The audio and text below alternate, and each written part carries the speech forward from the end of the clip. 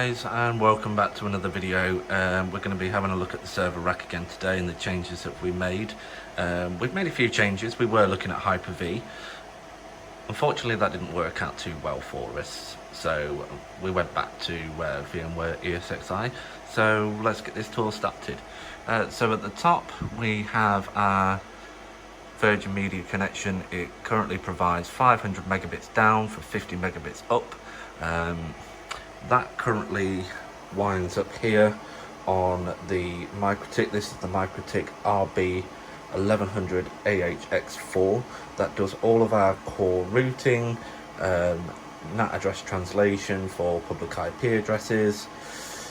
That's about all that does really. And then it goes up to our firewall. The firewall, or the WatchGuard, so it only does the firewalling. It does nothing else. So that just allows access to certain areas of the network, zone-based policies, and external firewall rules. Moving up, you can see two Cisco switches there, the ones here with the blue cables. This is our local area network, so that's everything from vCenter to the ESXi servers, the SAN server. Behind that, just like over this portion here, there are I think it's these five. That's the VM network. So the virtual machines are on their own segregated network, and they come off this port 6 here on the WatchGuard. The top here, the top switch, that is our management and iSCSI switch. That's all that does. So again, it's segregated off into a different network. So we've got like a cluster management network. The NAS here at the top, the QNAP, that is the backup store for the Veeam server. So that's got an iSCSI connection to the ESXi servers and is currently providing itself as a local disk to the ESXi servers, and then the Veeam server backs up onto that. You can see a Unify AP here. We're yet to put that in.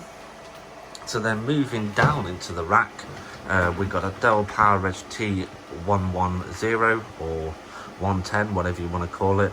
That is our FreeNAS box. It's currently switched off at the moment. It's currently undergoing maintenance. It's had some memory upgrades from 4 gig up to 16 gigs of RAM. It's got, I believe, about 10 terabytes of raw capacity of storage. In a RAID 5, I think it's probably going to give me somewhere around the 7.58 terabytes of storage for the SAN. Moving down, we have a R620 there on the top. That has 64 gigs of RAM, 2 8-core Xeon processors, the E500 series.